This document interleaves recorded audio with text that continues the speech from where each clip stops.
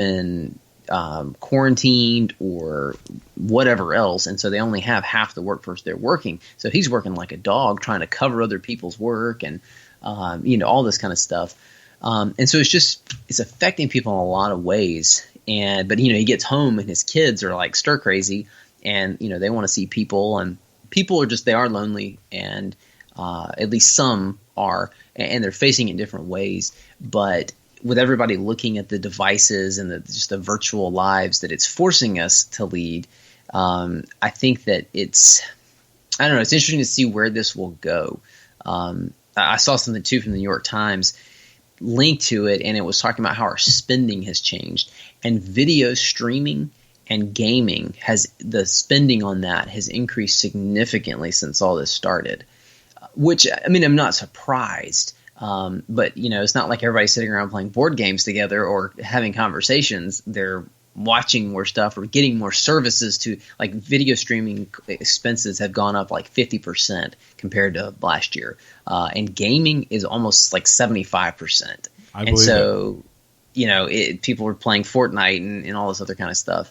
What do you what did you say? So I was going to say, I thought was even interesting as an example of that was, I follow, I don't go to the theater that much, but I find fascinating the economic aspect of box office stuff. And there was a movie that was coming out called Trolls World Tour. I will never see this in my life. But, my neighbor was telling me about it. Yeah, anyway, it was projected to be like a box office bomb, like majorly lose money, and then it released digitally to adapt to this, and then it made $100 million just from digital download. And keep in mind, that means that people buy it once for their family rather than a ticket per Rugrat in their family. And that's crazy. Yeah, it has changed a lot, including our relationships, how we interact, and So what do you think some of the outcomes will be when the social and physical distancing kind of come to an end for our families? So I think for our family specifically, we're going to become more inward focused. I think often, just kind of our own little unit. Maybe there's maybe there's some positives in it, which I'll talk about later. I think we'll be less community oriented. I think we will, and I think many people realize that community is that's something that they don't need. That they'll come to that conclusion, and they might even be scared of a sense of community. I think there will be greater levels of distrust of authority.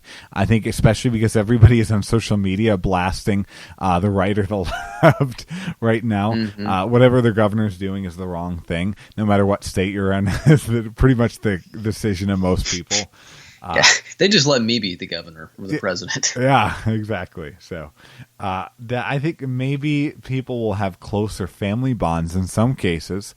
And I think that is a very good thing for families I think families that have been disjointed, I was talking to somebody I know, loves the Lord, and their family has mentioned that they've had far more family dinners than they've ever had during this time.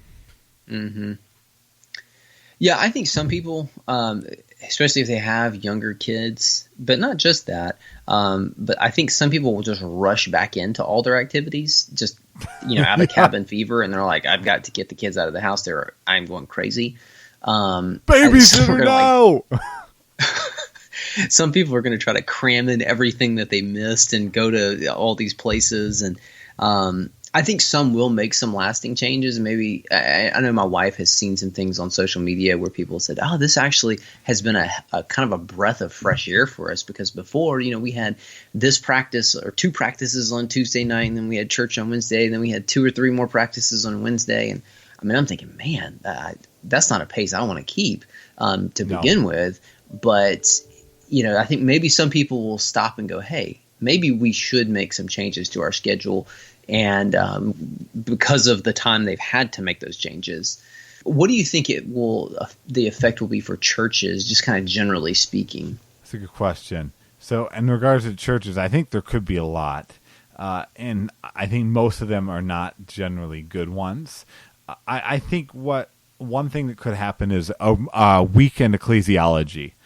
even more so than I think ecclesiology, which is the doctrine of the local church, has been neglected to a significant extent in the past several decades.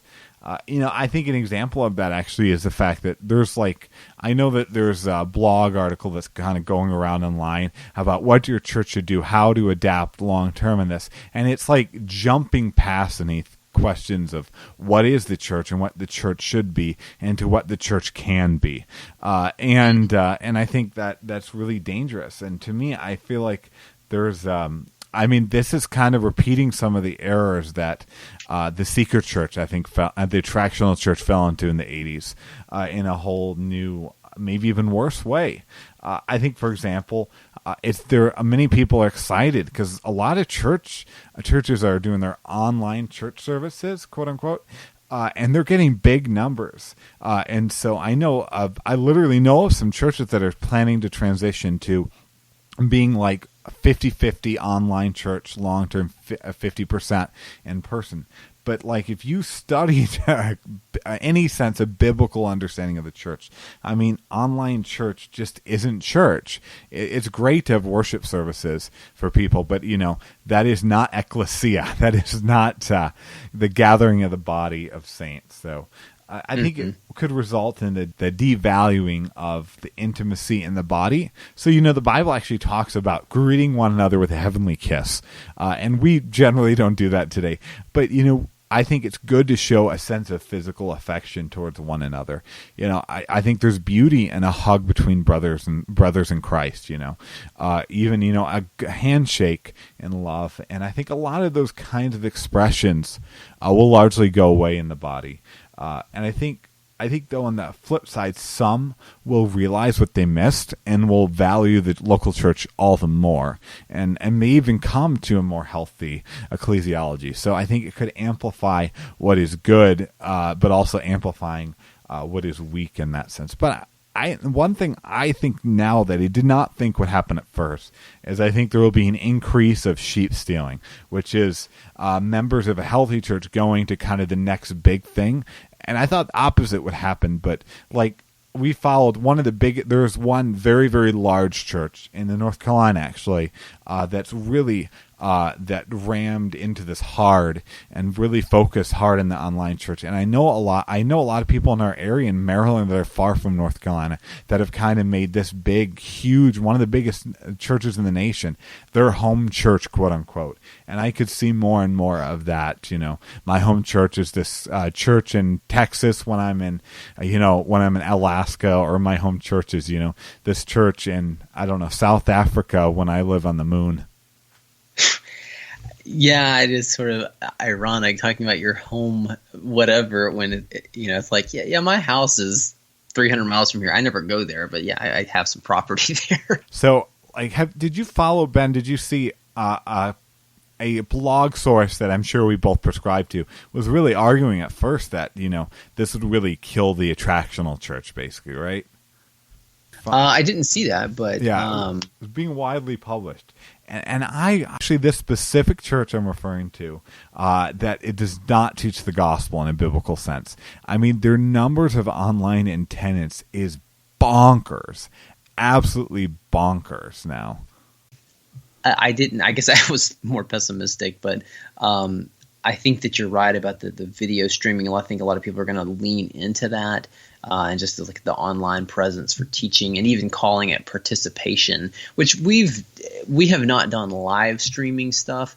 We've done some pre-recorded things, put it out there. We tried something one time on Easter where you can try to interact, and it just I had trouble with it because I was the one who was supposed to, for one of this, we streamed it a couple of times, and I was supposed to interact with people or try to. Well, the people that were watching when I was on there, they would not interact at all.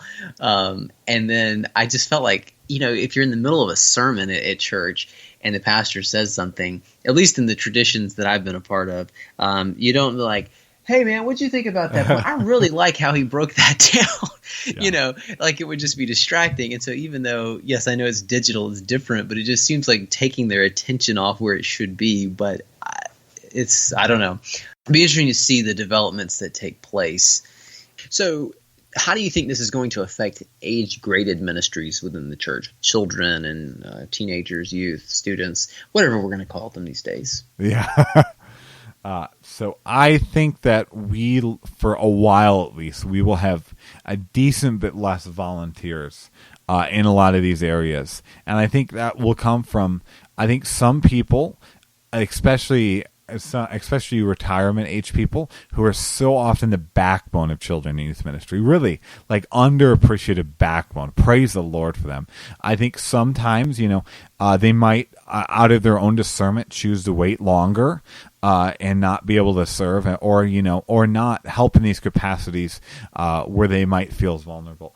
But also, I think that some people else, and a variety of ages will kind of get used to not having to serve, because realistically, like with the online quote unquote church, which having worship services you stream like a chapel at a seminary is fantastic for a local church, by the way. But I think when you have that your experience of church, you're not serving, and I think it's easy to get comfortable with that. Oh, I don't want to go back to serving anymore. I want this easy experience with my family, and I think also parents could be extra cautious before putting kids into programs. And I think another more positive one, to try to get some positive, and I think this is actually legitimate. I think that some families might realize the value of worshiping together. And I think that even though, again, it's not really church, it's kind of like church training wheels. And I think some families are probably realizing that their kids participating in the sermon and, and singing along with them is not as scary as they thought it was going to be. Those are some good points. I think there's certainly going to be some negative things, and those senior saints who would normally be a faithful servant, who maybe have pre-existing conditions or just naturally not as strong and things like that, it's very understandable for them to step away. And we've had some in our church, and or at least the last Sunday we were open, I had several contact me and say, "Hey, I'm not going to come this week," and it was a wise decision. We ended up having several people in our church who got very sick. But yeah, I think that you are right that the part about service, because all this video stuff, and we've been putting out video things for our children's ministry, and our student pastor has done a lot more interactive stuff with the students, and the whole thing, it kind of can make church into a commodity even more than it was before. You talked about the seeker stuff from the 80s, and we tend to view church as this drive-in where we come and we get the sermon and these kinds of things, and service is sort of optional, and that's not the biblical picture of it. And so I think this makes it further. Like, you don't even have to. It's not just that you don't have to serve. I mean, you don't have to get dressed to do this. Like, you can just sit there in your pajamas. And so I think people are going to really appreciate that. And but I do like your point about the possibility of people saying, "Okay, man, I could have my kids with me," especially if they're taking their faith a little more seriously. If they're just sort of going to church, and then they're going to be ready to get the kids into whatever that's going to be, quote, fun. But I was in a video call yesterday with some children's and preschool people in Georgia, and they were talking. A couple of people mentioned they use the term family worship. Now, when you and I use the term family worship, I'm thinking of at home, leading my kids and reading the Bible, praying, these kinds of things. That's not what they meant. They meant like having the kids together and worshiping as a family once we get back, because we're having to have these discussions in Georgia because it's on the table now that we could open back up. And so it was, a very, I don't know, because I don't know, I know very little about most of the churches that were represented on there. But it did seem like this foreign concept almost, that the kids would be in the service. And, our churches both have some sort of thing during this. Your church does have something for the kids during the service, right? At least for very young kids? Yeah, we have it through second grade. So, okay, that's where we set the bar too. Yeah, but some families keep them in at an earlier age. So, okay. Yeah, and so, I mean, we have kids, sometimes kids that could go who don't. And they're not. I wouldn't say that they do that every week, but sometimes they just want to stay in there, and I'm very supportive of that. So I'm